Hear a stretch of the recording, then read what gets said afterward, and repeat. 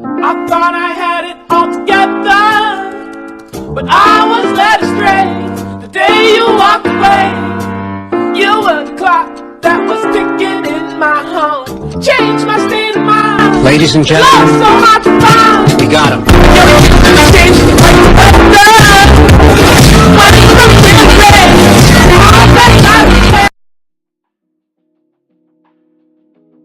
It took so long. It took it took way over 3 months. Or okay, it probably did take 3 months. And I finally beat Red Dead Redemption 2.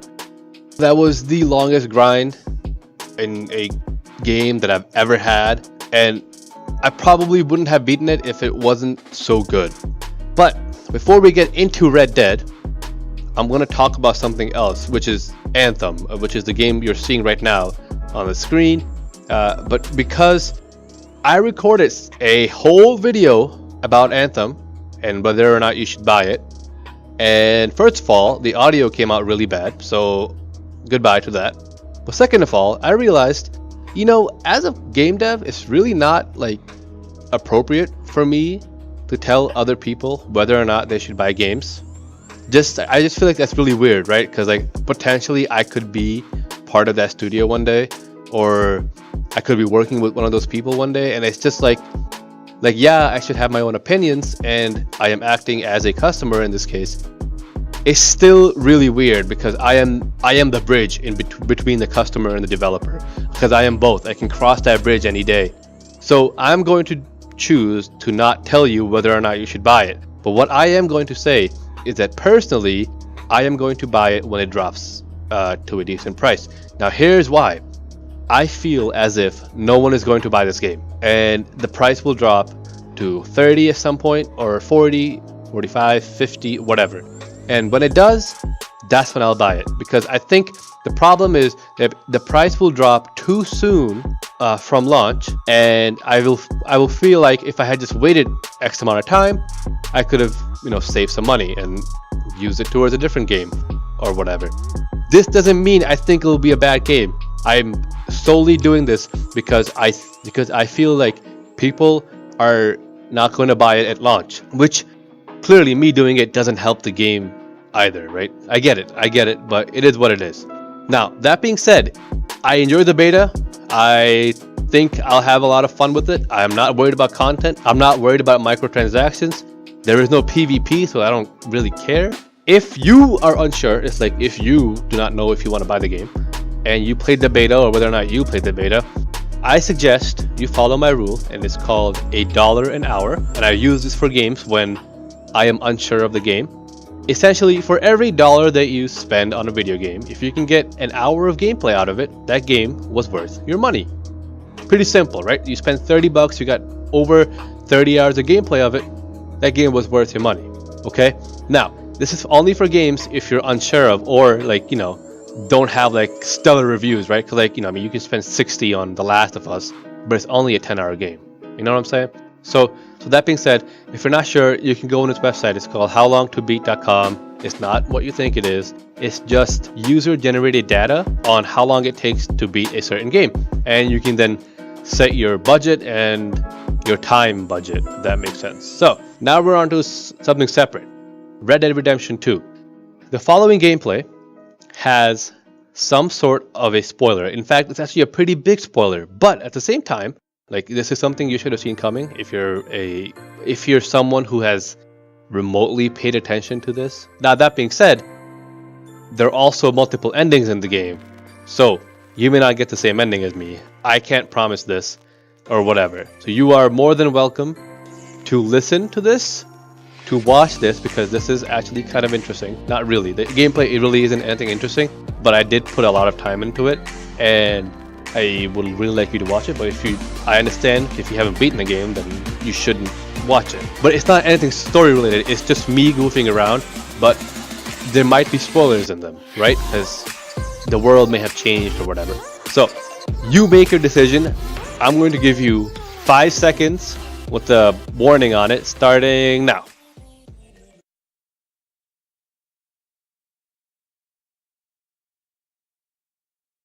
Alright guys, this is Red Dead Redemption 2, and what you're seeing on the screen is the best gameplay that Red Dead Redemption 2 has to offer. I mean, this is peak Red Dead. This will not get any better than this.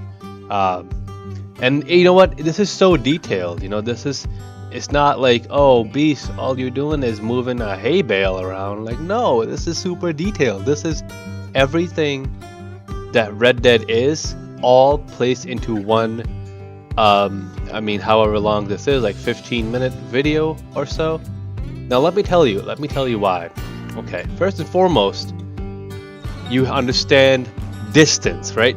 So you as a character are walking pretty slow, or this is like the walking speed in the game, and just the slow walking speed helps add distance and makes the world seem a lot bigger than it is.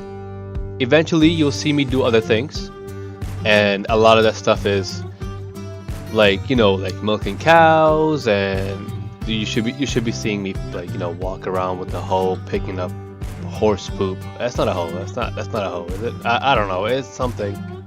Point being, this is super detailed, right? They have these mechanics in the game for a reason, and these mechanics exist to tell the player, hey, listen, we put a lot of time into this, and like, yeah, you can't grow your own farm or have any sort of homestead.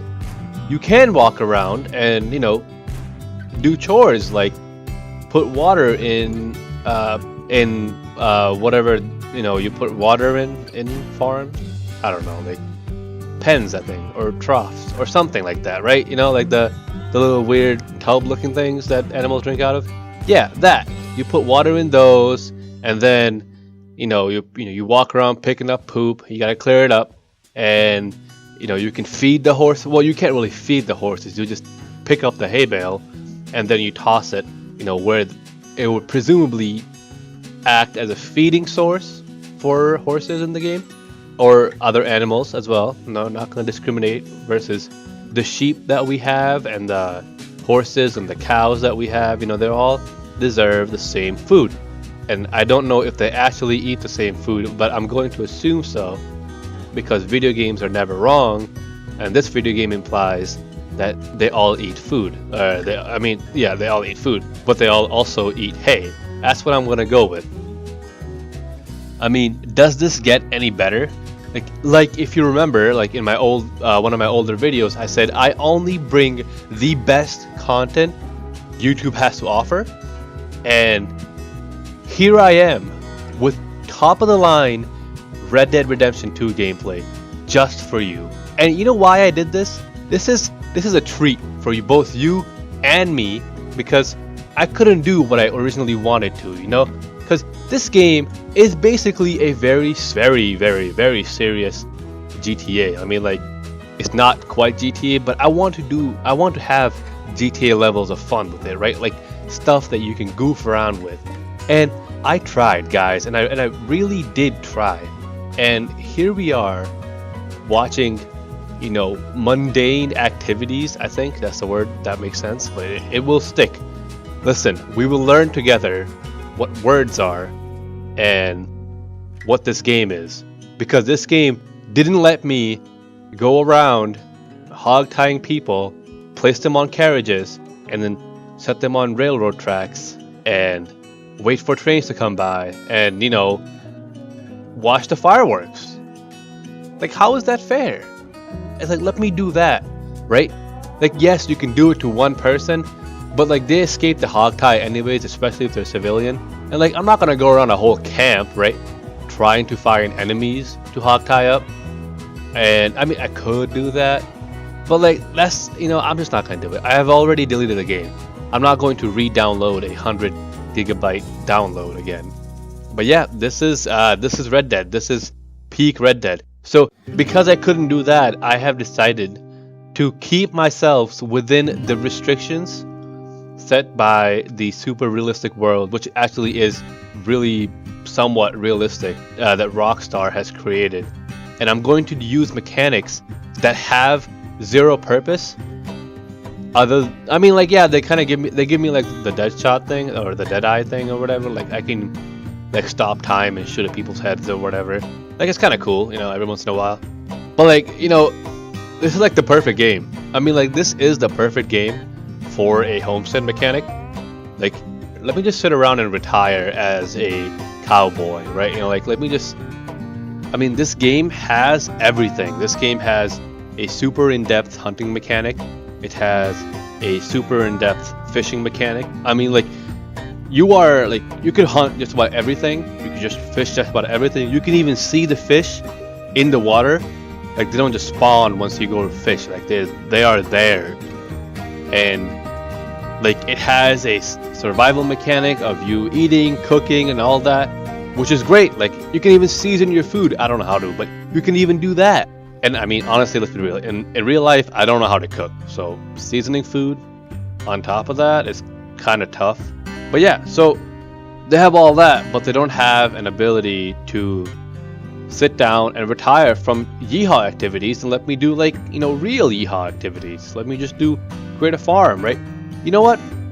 I'm just gonna end this video right here.